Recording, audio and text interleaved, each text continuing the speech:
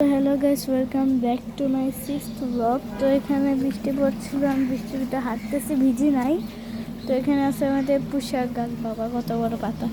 তো তারপর আমাদের কচুর গাছ, তারপর এটা তুলসী পাতা গাছ, লজ্জাপতি গাছ।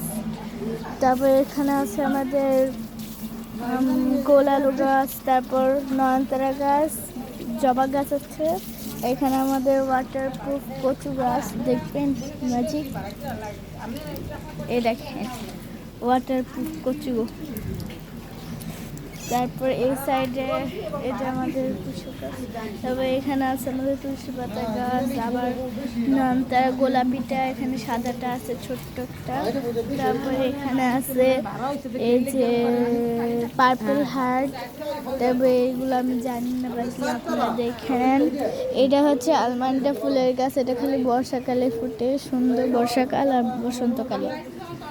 তারপরে যে কিছু ঘাস আছে, এটা লিচু গাছ।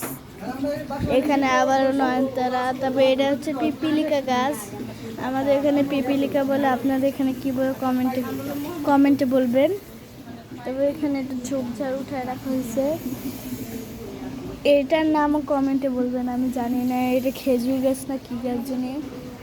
আর এই যে ওই যে কমলা গাছ, বুঝছে না, আমি এখন জঙ্গলের ভিতরে যাব না।